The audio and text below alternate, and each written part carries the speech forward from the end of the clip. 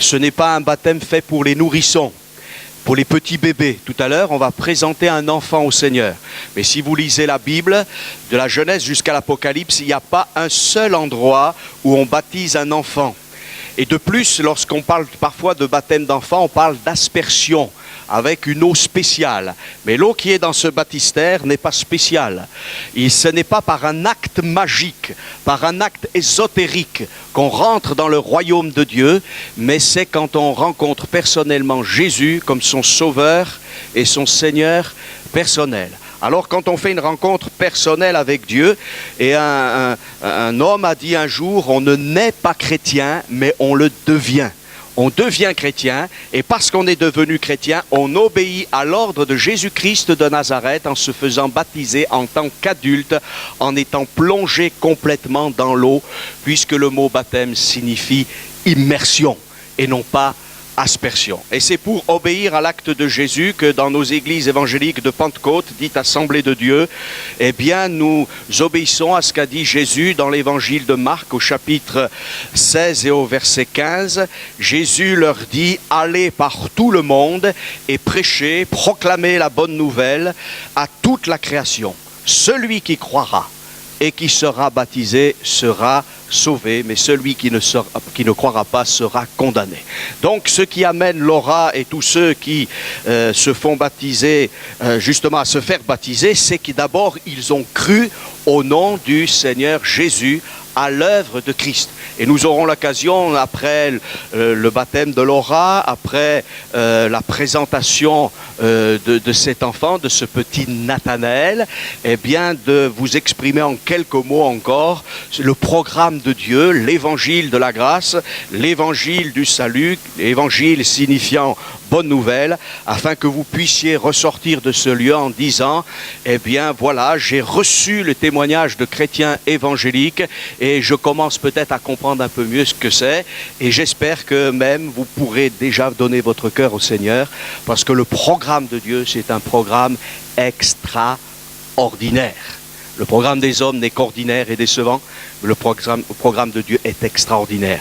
Alors on va laisser toute la place. On pourrait parler longuement du baptême, mais on ne va pas faire une étude biblique sur le baptême. Quand quelqu'un nous dit, voilà, j'ai rencontré le Seigneur Jésus, il a changé ma vie, j'aimerais me faire baptiser. Alors un frère, le pasteur, un entretien avec cette personne, et puis si elle est prête pour le baptême, eh bien on la baptise au nom du Seigneur Jésus. Mais avant, on aime entendre le témoignage.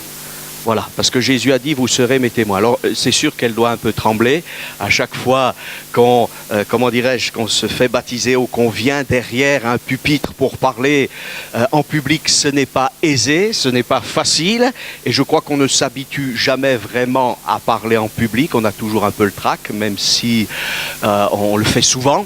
Voilà, je parle là des prédicateurs. Mais on va lui laisser toute la place. Donc j'ai 23 ans, je viens d'avoir mes 23 ans, et donc depuis le ventre de maman, je fais partie de cette église. Donc bébé, tout allait bien, je me portais bien, mais j'avais quelques soucis, c'est qu'à chaque fois que je buvais le biberon, je m'étouffais et je devenais toute bleue. Donc maman toujours était en train de paniquer, donc elle priait. Et en fait, c'était à l'époque où il y avait le pasteur Zanellato. Il faisait des réunions d'évangélisation dans les chapiteaux. Et donc maman et papa sont partis pour me présenter, donc il a étendu les mains. Et depuis ce jour-ci, j'ai plus de problème avec le biberon, hein. Je m'étouffais plus, tout allait bien, je mangeais bien, je me nourrissais bien. Donc ensuite, à l'enfance, je l'ai passé toujours ici. Donc on était à l'école du dimanche, donc il y avait toutes les monitrices qui nous enseignaient donc la Bible. Et ensuite à l'adolescence, donc nous sommes descendus ici même. Et donc à l'adolescence, je venais plutôt par habitude. Je venais par habitude tous les dimanches. Je croyais, mais je venais comme ça. Et ensuite, donc, il y a eu un événement qui m'a un petit peu toute chamboulée. C'était en septembre 2010. Donc, il y a ma grand-mère maternelle qui est décédée. Et donc, du coup, en fait, cet été-là, on était partis au Liban, donc tout allait bien. Et du jour au lendemain, elle a eu des problèmes en fait respiratoires. Et donc du coup, elle a été transportée à l'hôpital. Donc nous sommes partis pour lui dire au revoir à l'hôpital, puisqu'on devait partir donc cette semaine-là. Et donc nous sommes rentrés en France et les docteurs donc l'ont fait sortir, tout allait bien. Ils nous ont dit que voilà, il y avait plus, enfin s'il y avait 1% de chance qu'il y ait un problème, ils ne le laisseraient pas sortir. Donc pour nous tout allait bien, tout allait fonctionner, donc elle était très bien. Et quelques jours après, donc 4 jours après, elle a fait une crise cardiaque. Donc c'est vrai que là j'étais vraiment en colère, je me suis dit pourquoi nous avoir fait espérer que tout aille bien et au final qu'elle parte comme ça sans qu'on puisse lui dire au revoir. Donc du coup j'étais vraiment en colère. J'étais en colère contre tout le monde, voilà. Donc l'année d'après, nous sommes retournés au Liban. C'était la première année qu'on partait, donc il n'y avait plus ma grand-mère. Donc c'était assez tendu. Mais notre famille, elle a essayé de tout faire pour que tout aille bien, qu'on oublie. Et tout s'est bien passé jusqu'à la dernière semaine, encore une fois. Donc la dernière semaine, nous étions chez mon oncle. Et donc à ce moment-là, c'était la dernière fête de famille en fait. C'était un petit peu pour dire au revoir à toute la famille. Et ce jour-ci, tout ne s'est pas passé comme il fallait. Donc en fait, mon oncle est en train de faire cuire des sardines. Bon, jusqu'à là, tout est normal. Et il faisait cuire ça sur une bonbonne de gaz. Et à ce moment-là, nous étions une petite quinzaine, donc il y avait des enfants et toute la famille. Et à ce moment-là, en fait, la bonbonne de gaz a pris feu. Et elle s'est mise à tourner, en fait. Donc à tourner. Donc là, la panique. On commence à se demander qu'est-ce qui va se passer, on va tous y passer. C'est vraiment la panique, hein. Donc on fait sortir tous les enfants. Et donc tous les hommes, donc les femmes elles sont parties, courageuses. Et donc les hommes sont restés pour essayer d'éteindre le feu. Donc ils essayaient de mettre de l'eau, des chiffons. Et ils ont réussi à calmer le feu. Donc mon oncle a essayé de fermer la bonbonne de gaz pour être sûr qu'elle reprenne plus feu. Et à ce moment-là, il y a eu un retour de flamme. Donc en fait, mon oncle a été brûlé. Et en fait, à ce moment-là, la flamme est arrivée sur son visage. Et grâce à Dieu, il n'y a que ses cils. Donc il n'y a que ses cils qui ont pris feu. Et ses poils. Mais sinon, son visage a été indemne. Rien s'est passé. Le feu s'est propagé aussi sur son corps. Et grâce à Dieu, sur son corps, il a été quand même brûlé au 2e, 3e degré. Mais l'année qui a suivi, sa peau s'est reformée normalement. Donc là, je sais que c'était vraiment un miracle. C'était pas de la chance, parce que je pense pas qu'on puisse avoir de la chance. Là, c'est vraiment un miracle. Parce qu'une bonbonne de gaz qui prend feu, tout le monde se dit elle va exploser, quoi. C'est pas possible qu'elle reste, elle est restée. Et grâce à Dieu, tout a été bien. Donc ensuite, le pasteur a fait plusieurs appels de service pour le baptême. Et moi, je me disais tout le temps, moi j'ai le temps, je suis jeune, j'ai 23 ans, c'est pas encore pour moi, j'ai le temps. Puis ensuite, je me suis dit, je suis pas encore bien dans ma vie, je suis pas parfaite. Et ensuite, en octobre 2012, donc il y a quelques mois, cette fois, c'est mon grand-père paternel qui est parti. Et donc là, nous étions aussi présents. Donc il a fait une rupture d'un anévrisme. Et donc il est parti vraiment devant nous. Donc voilà. Une semaine après, j'ai eu, cette fois, c'est un de mes amis assez proches. Donc il avait 25 ans. Il allait chercher sa femme à l'aéroport et il a eu un accident de voiture. Donc il est mort sur le coup. En février dernier, donc il n'y a pas si longtemps, c'est mon arrière-grand-mère qui est partie. Et donc là, je me suis dit vraiment, la vie elle tient à un fil. Faut arrêter de jouer. Là je peux vous parler et je peux dans 10 minutes ne plus être là. Donc là, j'ai essayé de reprendre ma vie en main. Je me suis dit, il faut que tu donnes quand même un sens à ta vie. Et donc du coup, c'est pourquoi aujourd'hui, à travers les eaux du baptême, c'est pas seulement une journée, mais c'est vraiment un engagement. Amen. Alors je vais revenir sur ce texte qui parle de baptême, pour que vous puissiez, chers amis, savoir qu'il y a tout un programme pour chacun d'entre nous. Je reviens sur ce texte de Marc chapitre 16 et verset 15.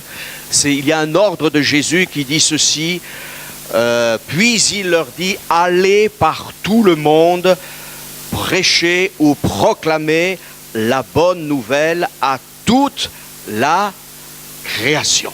C'est pour cela que nous faisons des réunions qui ont différents buts. Le but de cette réunion, c'est de proclamer l'évangile. Nous avons aussi des réunions où nous prions. Nous avons aussi des réunions où, d'une manière spécifique, nous adorons, nous louons le Seigneur. Mais nous aimons particulièrement ces réunions où nous proclamons l'évangile. Voilà, parce que c'est là qu'on peut faire nos premiers pas avec Christ. Et bien évidemment, dans notre société, beaucoup de gens n'ont jamais lu la Bible, beaucoup de gens sont en confusion avec beaucoup de choses, et pour eux, l'évangile, ils ne savent peut-être même pas ce que ça signifie. Malheureusement, nous sommes dans des temps où il y a beaucoup d'ignorance dans ce domaine, mais j'aimerais vous dire simplement que le mot évangile signifie bonne nouvelle. Amen.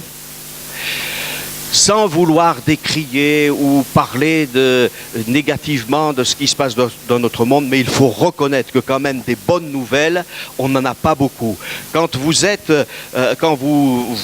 écoutez le 20h ou je ne sais pas le 13h ou lorsque vous allez sur Internet, vous savez, non, il y a des portails et puis il y a toutes sortes, on peut cliquer partout et puis on regarde actualité. Et bien souvent, ce sont des nouvelles négatives. Hein? Voilà, il y a eu violence ici, il y a eu meurtre ici, il y a eu des révoltes, des soucis ici, guerre, armes chimiques, terrorisme. Et on va pas dire tout ce qui se passe. Ça n'a pas d'intérêt pour nous cet après-midi. Vous savez, comme moi, que ces nouvelles souvent nous affligent, le taux de chômage, toutes sortes de choses qui sont là, les difficultés du temps présent. Mais il y a une bonne nouvelle. Et la bonne nouvelle, elle peut être étonnante, c'est qu'il y a 2000 ans, le Fils de Dieu qui s'est fait homme est mort pour nous. Il a payé pour nous. Et ce Jésus qui est mort pour nous, il est ressuscité, il est vivant. Beaucoup de gens passent devant des calvaires, rentrent dans des églises, ils font des pèlerinages. J'ai eu l'occasion de voir en Terre Sainte, comme on dit, eh bien, des dizaines de cars. Et les gens viennent toucher une pierre, ils viennent embrasser quelques reliques, et puis ils pensent peut-être avoir quelques bénédictions. Ils donnent de l'argent, ils font toutes sortes de choses, mais on ne leur dit pas l'essentiel. Et chers amis, l'évangile a été détourné et il a été dévoyé. C'est ainsi que parfois on appelle l'évangile ce qui n'est pas l'évangile. L'évangile, c'est rencontrer Jésus. Si Jésus est bien ressuscité, alors il est vivant. Et ce qu'il faisait il y a 2000 ans, il est encore capable de le faire. Amen. Et il y a des amis qui peuvent témoigner cet après-midi. Je ne vais pas leur demander de passer tous derrière ce pupitre, ce serait trop long. Mais qui, par exemple, a été consolé d'un deuil. Mais vraiment consolé. Alléluia, vraiment consolé, une paix extraordinaire. Il y a des mains qui se lèvent, c'est une réalité. Et des gens qui ont perdu des enfants, terribles, des petits-enfants, des gens qui ont perdu des papas, des mamans, trop tôt. Ce n'était pas le moment, semble-t-il. Et ça a été une douleur. Mais il y a eu quelque chose. Ces hommes, ces femmes, on demande à Dieu en disant, si tu existes, Seigneur, je sais que je vais encore garder le souvenir de ces choses. Mais mets ta paix en moi. J'ai besoin de paix. Je ne veux pas tomber dans la déprime. Je ne veux pas tomber dans la dépression. Seigneur, tu as encore de l'espoir auprès de toi. Tu as dit que ceux qui avaient besoin d'être consolés seraient consolés. Et la Bible nous dit même dans un texte de l'Ancien Testament, consolez mon peuple et dites-lui que sa servitude est finie. Amen. Jésus dira, venez à moi, vous tous qui êtes fatigués et chargés, et je vous donnerai du repos. Il ne nous vend rien, le Seigneur, il nous donne le repos. Combien de gens ont été guéris dans leur corps ici même? Voilà, est-ce que vous pouvez lever la main? Voilà. Moi j'ai été guéri. Alléluia. Ma fille a été guérie de crise d'épilepsie. Alléluia. Oui, ces choses sont une réalité. Hein? Et on a vu des cancers détruits, on a vu des tuberculoses détruites, alléluia, au nom de Jésus de Nazareth. Jésus guérit. Le prophète Ésaïe dira, plus de 700 ans avant la naissance du Messie de Jésus, par ses meurtrissures nous sommes guéris. On peut être guéri dans notre corps, mais aussi dans notre âme. Alléluia. Combien d'hommes et de femmes sont venus chargés par l'occultisme, par les guérisseurs, par les spirites, par les gens qui trafiquent avec les âmes, dans la dépression, et ils étaient en souffrance intérieure, mais voilà que Jésus est venu dans leur vie, ils se sont accrochés à cette ancre de salut, alléluia, et ils sont sortis de l'enfer de la dépression, ils sont sortis de l'enfer, eh bien, des pensées de suicide, et maintenant ils peuvent dire, je suis heureux. Parce que le Seigneur Jésus m'a sauvé. Amen. Ça ne veut pas dire qu'il n'y a plus de difficultés, qu'il n'y a plus de combats, qu'il n'y a plus jamais de maladie, qu'il n'y a plus jamais de deuil. Mais dans le deuil, il y aura la paix. Amen. Dans la difficulté, on sait à qui on aura recours, vers qui on ira, à qui on demandera du secours. Et le Dieu qui est là nous a fait des promesses. Jésus dira, voilà, voici les miracles qui accompagneront ceux qui auront cru en mon nom. Ils chasseront les démons. Ils parleront aussi de nouvelles langues, mais chasseront les démons. Combien de choses ténébreuses sont là parfois sur nos vies et même dans nos vies. Mais lorsque le Fils de Dieu vient, eh bien ces choses s'en vont. Alléluia. Et celui qui est le plus fort, c'est le Dieu créateur, mais aussi le Dieu qui sauve, le Dieu rédempteur. Alléluia. La puissance de Dieu n'a strictement rien à voir avec celle de l'adversaire. L'adversaire a une toute petite puissance par rapport à la puissance de Jésus. Amen, et j'en suis témoin. J'ai vu des hommes, des femmes délivrés de la puissance des ténèbres qui étaient là en train de s'enfoncer complètement au fond, dans la boue, dans les sables mouvants. Mais quand ils ont demandé au secours à Dieu, ils se sont débarrassés de tout ce qu'il fallait se débarrasser. Alors le Seigneur Jésus est venu dans leur vie et ils ont eu une paix extraordinaire.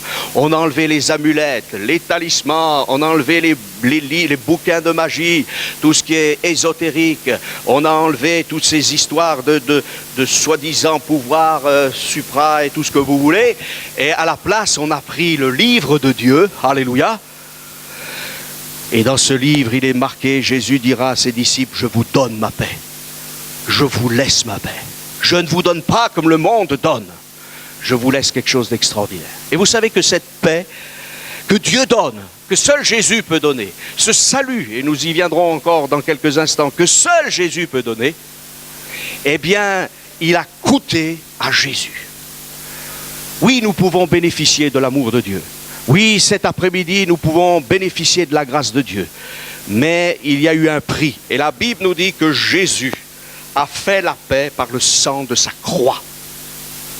Jésus a accepté de prendre nos péchés, nos misères, nos souffrances, et il a accepté de mourir afin que nous ne subissions pas la mort éternelle et la détresse à perpétuité, mais que nous puissions être sauvés, guéris, délivrés et affranchis.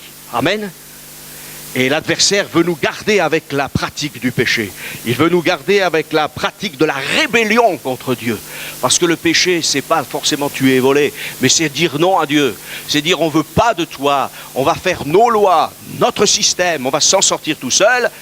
Mais Jésus dira, et chers amis, prenez cela comme un conseil de Dieu, Jésus dira, sans moi, vous ne pouvez rien faire. Et depuis des milliers d'années, les hommes essayent avec leurs idéologies, leur système, la puissance de l'argent, la puissance de la révolution, la puissance de la religion, quelle qu'elle soit, ils essayent de transformer le monde. Mais ce n'est pas une religion qui changera le monde, même issue du christianisme.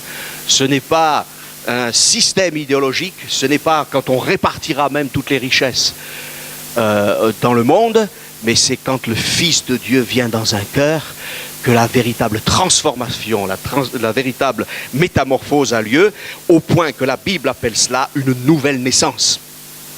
Amen. Même si on a un vieux corps, hein, on fait une nouvelle naissance. Alléluia. Et notre amie Laura, elle a rencontré le Seigneur Jésus comme son sauveur personnel. Un jour, elle a dit, Seigneur, il faut que j'arrête de jouer. Hein, on est tous comme ça. Je te donne ma vie. Fais-en ce que tu veux. Et je sais qu'entre tes mains, eh bien, c'est parfait. Amen. Un Dieu qui nous aime. Alléluia. Et qui nous dit la réalité. Qui ne nous dit pas qu'on est des gens puissants. Qui ne nous dit pas qu'on est des gens extraordinaires. Qui ne nous dit pas qu'on va s'en sortir tout seul. Mais un Dieu qui nous dit, tu t'es trompé de voie. Tu t'es trompé de chemin. Tu as fait de mauvaises choses. Tu es sur le chemin qui va vers la destruction, vers la mort. Tu es sur l'autoroute de l'enfer. Mais je t'aime. Fais demi-tour. C'est un appel au secours.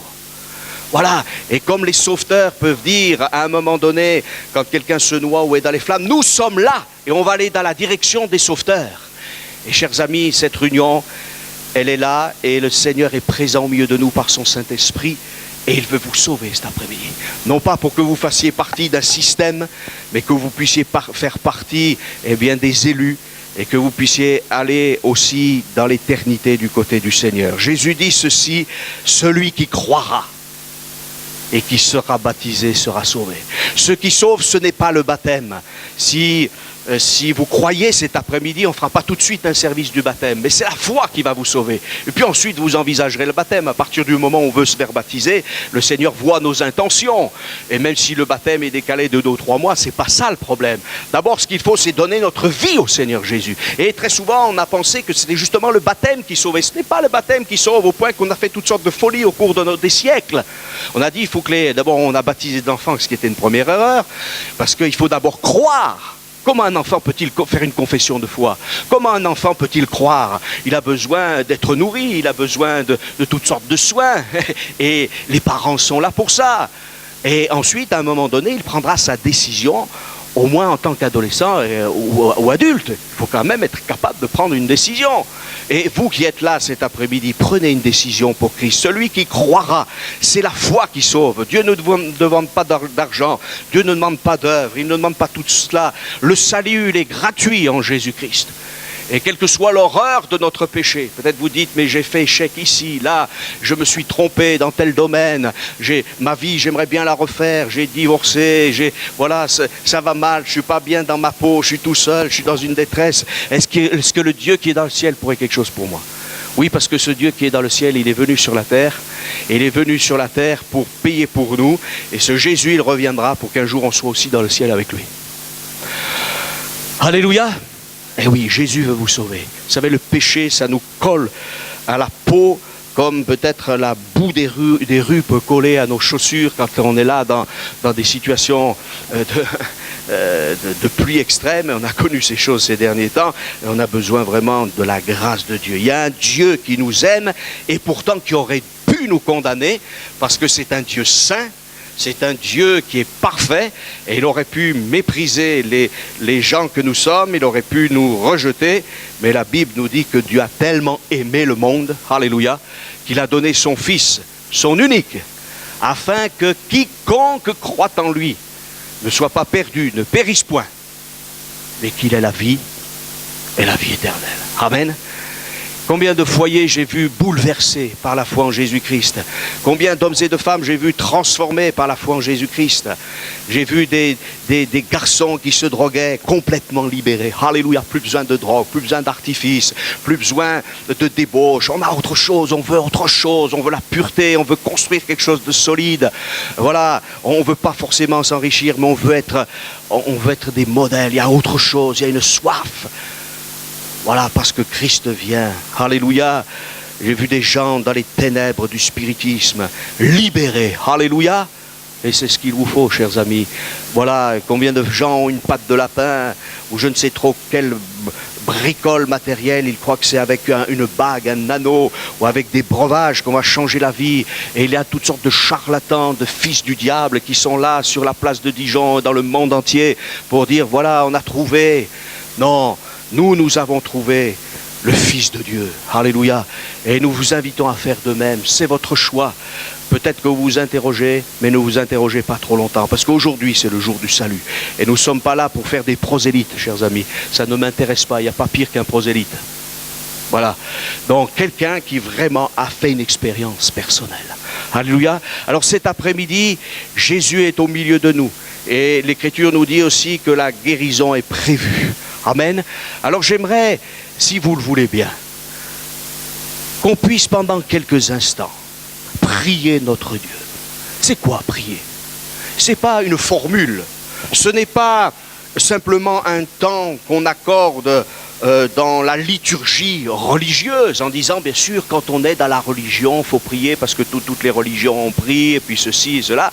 Non, prier, c'est quoi? C'est demander une faveur à Dieu. Et on peut recevoir les faveurs de Dieu qui sont imméritées parce que Christ a payé pour nous. Amen. Vous savez, très souvent on nous dit c'est gratuit. Vous n'avez pas remarqué? Tant de pourcentage gratuit. Et on disait ça encore il y a quelques mois avec Romuald. Oui, mais quand c'est gratuit, c'est que quelqu'un a payé. Forcément. Et vous savez, des fois on vous dit c'est gratuit, mais en fait vous payez par derrière. On vous offre gratuitement un produit, mais il faut s'abonner pendant... Ah oui, mais attendez, là, vous n'avez pas calculé le prix du produit en même temps, là? Malin, hein, le marketing, hein? Et Dieu ne fait pas du marketing. Dieu nous a donné son Fils. Et c'est son Fils qui a payé. Il a vraiment payé le prix. Il a tout payé. Lorsque je me suis donné au Seigneur, j'ai fait, c'est mon expérience, c'est personnel, hein, mais j'ai ressenti tellement l'amour de Dieu que Dieu m'a dit en quelque sorte, si tu avais été le seul pécheur sur la terre, je t'aime tellement que je serais venu rien que pour toi. Et je vais vous dire, ce qu'il m'a dit, c'est autant valable pour moi que pour vous. Dieu nous aime de cet amour-là. Dieu n'est pas simplement mort pour l'humanité, il est mort pour l'humanité tout entière. Mais il est mort pour toi. Il s'intéresse à toi. Et Dieu veut te sauver cet après-midi. Alors on va prier, on va demander au Seigneur sa grâce. Et dans quelques instants, on peut prier aussi pour les amis qui aimeraient qu'on prie pour eux, en toute liberté.